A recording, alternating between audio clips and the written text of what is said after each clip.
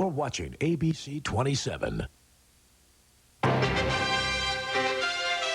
This is ABC 27 News at 11. Ready, set, go. 60 days of fast-paced Florida politics begins.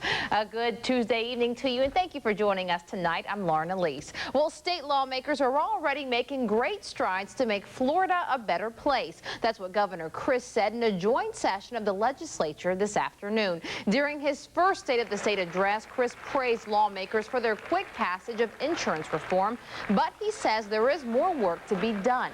Chris urged them to provide more money for education, continue the Everglades restoration, and to enact meaningful property tax reform. Whatever form of property tax relief you decide upon, it must be comprehensive. It must bring real relief to our people, and it must be put before the voters this year. The legislature has 60 days to work through these issues. The session is expected to end on May the 4th. Well, one bill already being proposed in the State House aims to help both senior citizens and the unemployed. Today, the Healthy Seniors Committee debated a bill that would train disadvantaged people age 55 and older to be caregivers. The training would be free and would provide a source of income to older Floridians, as well as much needed care and companionship for our elderly.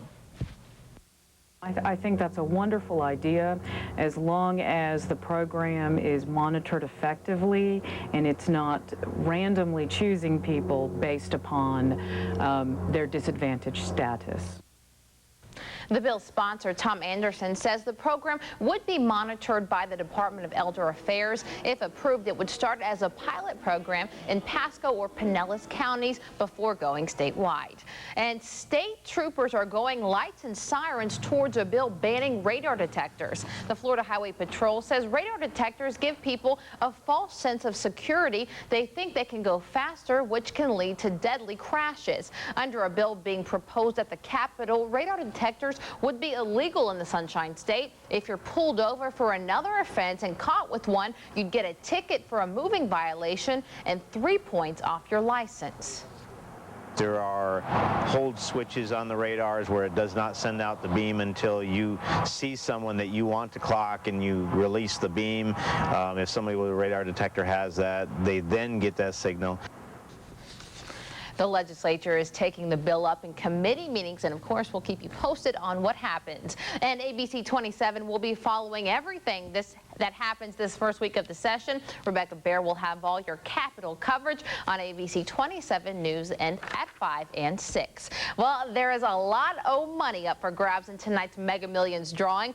Thousands of Georgians flooding convenience stores for the chance, and many more Floridians rushing north of the border to get in on the action. ABC 27's Alex DePrato is here with it all. Alex? Lauren, the jackpot is $370 million, a record. It's such a frenzy that tonight's drawing has been moved from Atlanta to New York City, and residents here not missing out on any of the action. Mega Millions, and plenty of people out with $1 and a dream. If you win, what are you going to buy? Oh, peace of mind. The $370 million jackpot may do just that. Since it's so big, I might well get in on the phone. Hundreds of Floridians speeding north into Georgia with dollar signs dancing in their heads. The line at the Texaco off 319 is big, but the dreams of what the money can buy are bigger. Our 2008 Mercedes-Benz, And I have my dream car. Houses, cars, whatever. We're looking to win. So many making the mad dash, the station called in extra staff. I got here at 4 o'clock, so from 4 until now, it's been like this. We've got 2 terminals going, 2 registers. At ABC 27, 24 of us pooled our money together. We're hoping for big money. And the Shell down the road slammed too. Man, we've been crazy today. Lines out the door. People reaching into their wallets, hoping to pick a winner. 3 cars, 2 houses, I'll be rich. Buy me a house, new car, everything. I'd probably buy a 350Z. That's been one of my dream cars, convertible. And the wish, Lady Luck tucks them into bed tonight. You dream it, this amount of money will buy it for you. So I'm just rolling the dice and hoping Lady Luck sees me. So. Mega Millions is played in 12 states. Now, Lauren, here are our tickets. And I've already told our bosses, if we win, you and I aren't coming in tomorrow. You got it. My fingers are clenched, Alex. Thank you, and we shall see. Well, the Tallahassee-Leon Planning Department is reviewing its comprehensive plan, hoping to make some important revisions. Well, Color Springs is a key issue for many. City Planner Craig Diamond says his job is to take a look at the current comprehensive plan, which has policies about conservation, sewer extension, and groundwater protection, all of which affect Color Springs. And if he needs to figure out what needs to be put in place as a result of public discussion over the years. The state requires the entire comprehensive plan to be reviewed every 7 years. Plan is not a dead document, it's a living document.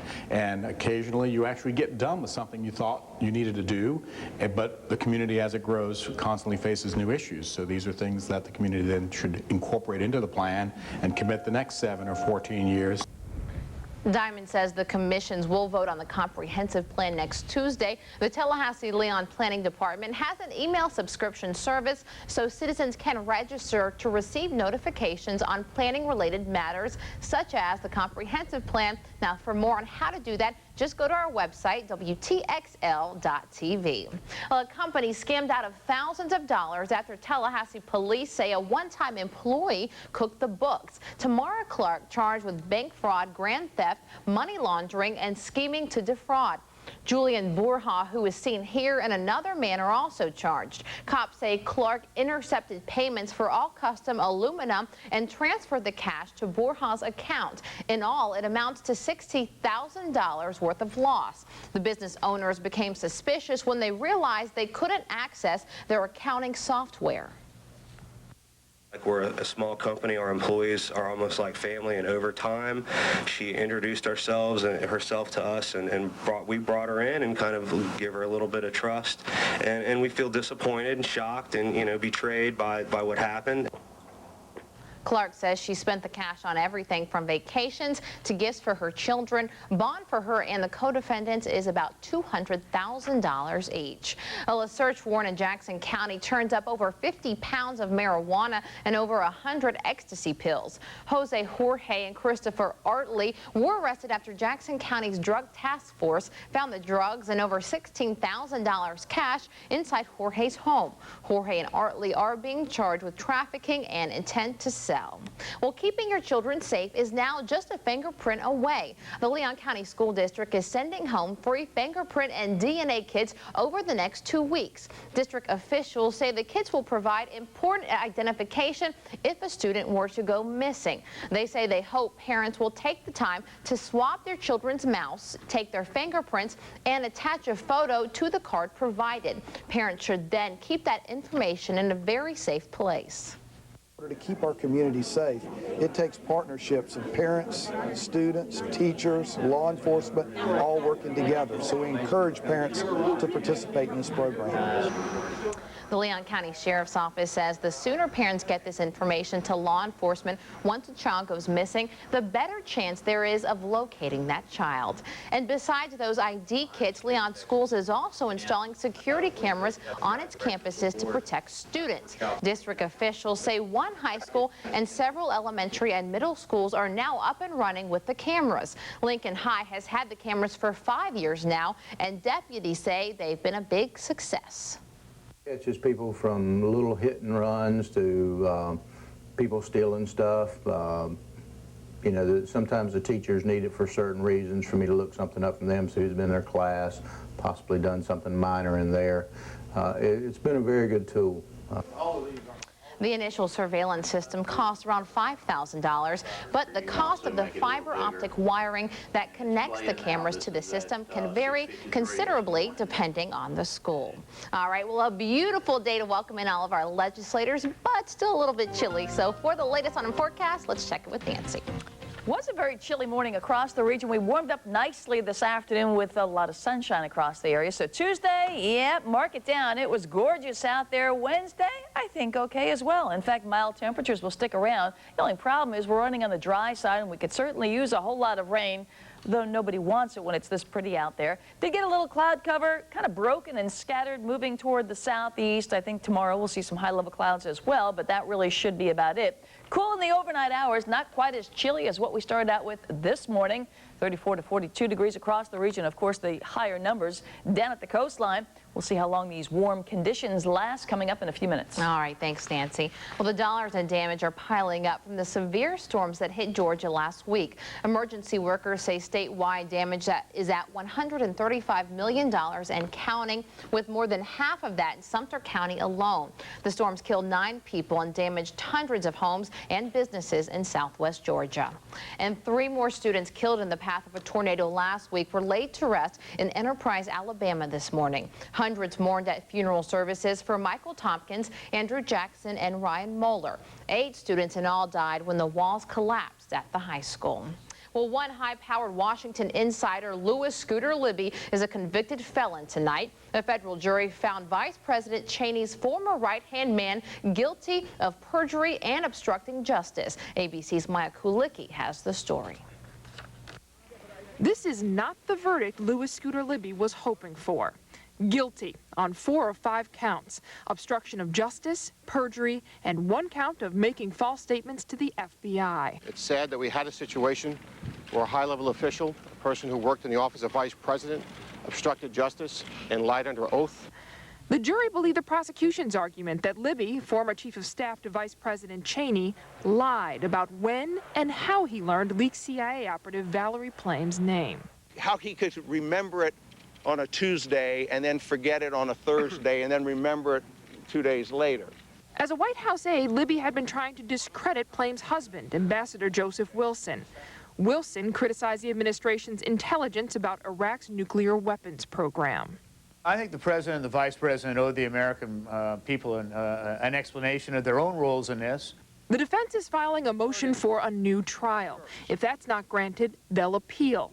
As for a pardon, the White House won't speculate on that.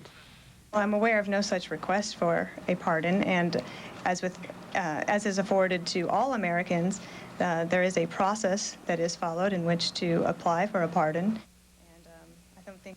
In a written statement, the vice president said he is, quote, very disappointed with the verdict. Libby faces up to 25 years in prison and $1 million in fines. Sentencing is set for June 5th. In Washington, Maya Kulicki, ABC News. Police in Connecticut say a toddler was caught in the middle of a brutal attack between his parents, his father telling the young boy to stab his own mother. Police say Furman Rodriguez slashed his wife multiple times because he believed that she was cheating on him and he wanted to disfigure her. Police say Rodriguez used a steak knife to stab her and even used the couple's own son in the attack. The husband, her attacker, handed the knife to their 2-year-old child and said something to the effect, "Here, stab your mother." Now the victim's father found his daughter the next day in her apartment and rushed her to the hospital. She is expected to survive. Well, it's a case that has parents across the country shaking their heads. 2 young boys appear on a videotape smoking pot. They're only 2 and 5 years old. Tonight, we're hearing from their 17-year-old uncle who's accused of giving it to them. Jim Douglas has the jailhouse interview. The little boys are 2 and 5. Their uncle just turned 17, Demetrius McCoy. I mean, I was laughing in the video because I was high. I thought it was funny. Everything funny when you're high. But now he's sober, and he's not laughing. That's all I'm going to keep telling y'all, is that I'm sorry for what happened. I'm sorry for the pain that I caused to my sister and family. He's also confused about why this is such a big deal. It's something I done seen before, and it's something that's usual in the hood. Should it be? No, it shouldn't be, really. Man, it's something that people do all the time. So, get their kids weed, you know, people I can see if I would gave them some alcohol, some people get their kids alcohol when they young and stuff. You know, I ain't do nothing like that.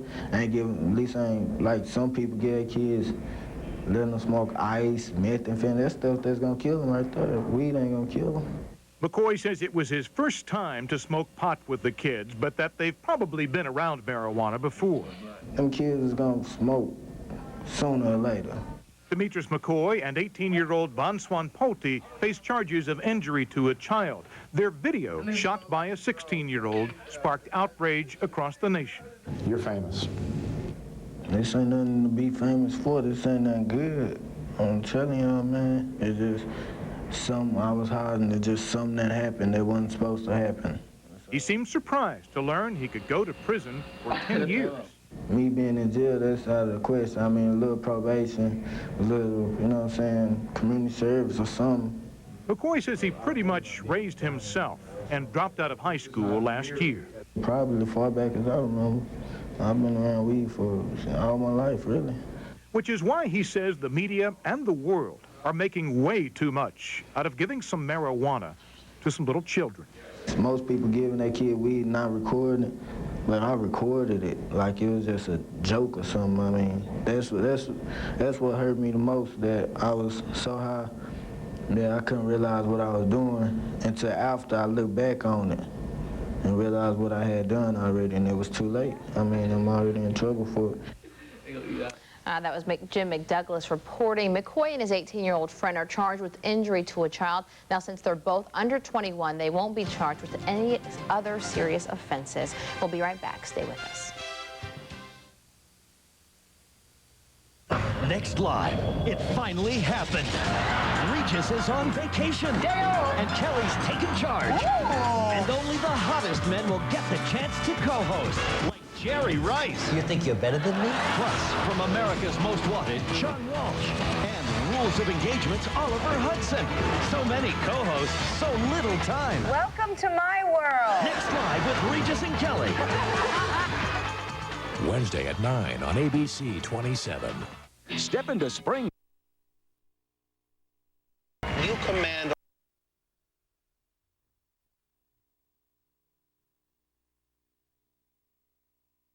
Near you or shop online at shoestation.com. Jimmy's been invaded by the Clay Nation. You command a larger army than Fidel Castro. If you ever got really mad, you could have lots of people killed. Tonight, it's peace, love, and Clay Aiken. Jimmy Kimmel Live, late night tonight, only on ABC. With warmer temperatures right around your car, you pay too much, way too much. For better mental health, take a tip from Dr. Crane. Be kind. Stay fit. Run, Niles, run! And most important, Dr. Crane prescribes a healthy dose of Fraser. Weekdays at 12 on ABC. Come back. Some passionate emails may be what sent astronaut Lisa Nowak on a mission to take out a romantic rival. Nowak is accused of driving from Texas to Orlando with the intent to kidnap another woman, Colleen Shipman, who was dating astronaut Bill Offaline. Now, court documents reveal the racy emails between Offaline and Shipman that Nowak may have read before she left for Florida. The emails describe how Shipman desired to make love to Offaline and how he couldn't function without her. Well, a big red flag is being waved for patients going into surgery. The largest study ever done on medication errors in hospitals before, after, and during surgery was released this morning. It pinpoints exactly when a patient could be given the wrong medication or even the wrong dosage. ABC's David Muir has the story. Just 1 week old, tiny Dawn Jeffries was struggling to survive. She was one of fewer babies accidentally given an adult dose of the blood thinner heparin at an Indianapolis hospital. My baby was fine before they gave her the heparin. The problem? A mix-up of nearly identical vials of medicine. Fortunately, baby Dawn survived. But the kind of mistake that sickened her is not uncommon. 1.5 million patients suffer from mistakes that they're given every year. They are likely to cause harm is probably at a higher rate than any other error. In the new report out today, the public agency that examines the way we're given medicine looked at 11,000 errors in just the last 7 years, all of the mistakes involving the wrong amount or the wrong medicine altogether. 5% of the medication errors in the surgical continuum were harmful errors. And this was more than 3 times higher than the rate occurring in the rest of the hospital overall. For adults, mistakes with medicine occur most often in the operating room, the wrong drug, or antibiotics not given in time to prevent infection. For children, mistakes most often happen in the recovery room, where 20% of the errors had harmful effects. Nearly as many mistakes with children's medicine occur in the operating room. Children are at particular risk for medication errors because the doses that are required for children are often doses that need to be calculated. Why so many mistakes with medicine? Authors of the report believe at least one of the solutions is obvious. There are no single individuals assigned to track you and your medication. Scary stuff. Well, Nancy, we had a lot of people in town today and some great weather to welcome them. Everybody wants to be in Tallahassee. This is one of those Chamber of Commerce days. We finally warmed up into the 70s. We'll see how long they last when we come back. Consider Wendy's Bacon Mushroom Melt.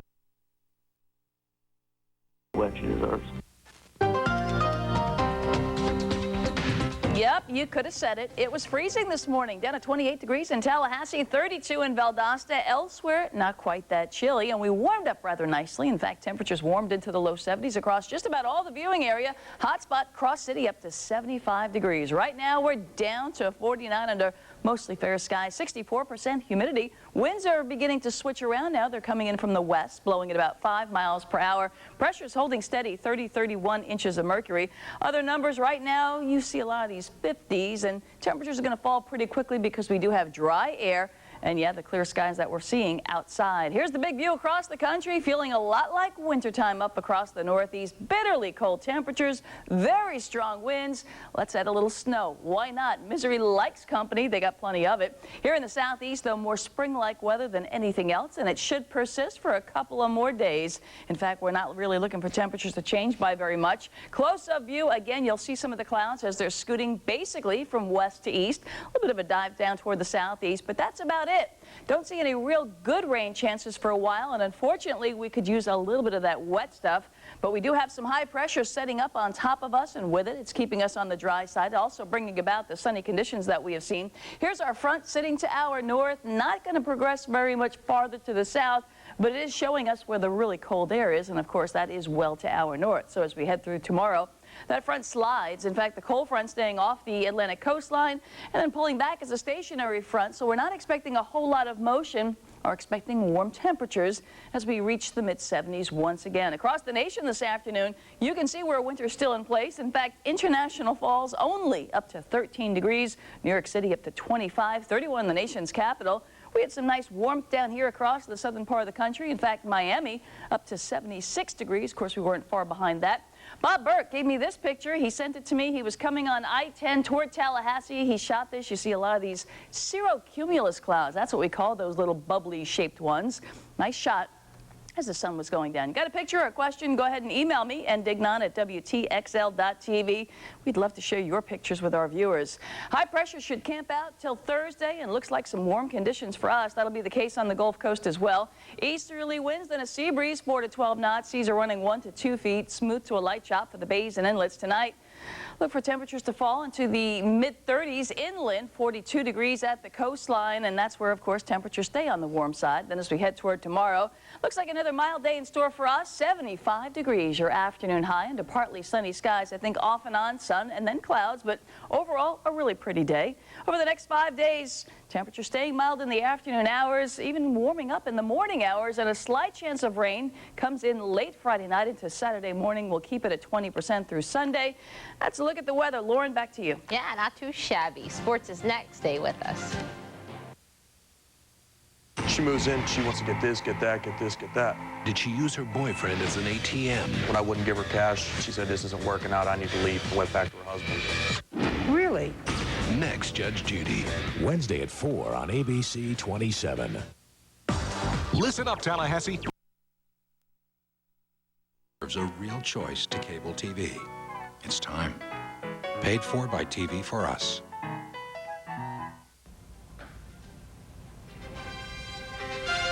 Hey there, I'm Brandon Byer. Coming up Wednesday on Sunrise News, all your local headlines and a weather report to get you out the door. And don't forget, it's Wild Wednesday. That means free tickets to Wild Adventures. See you at 5:30.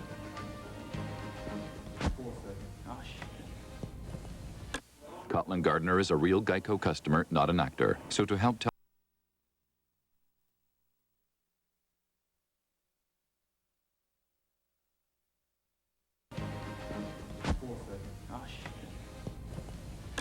Cotland Gardner is a real Geico customer. Real savings. The Florida State men's basketball team is already down in Tampa getting ready for the ACC tournament, and where they're too, we're going to have some updates coming up later this week. Now in the opening round, it will be the Noles taking on the Clemson Tigers.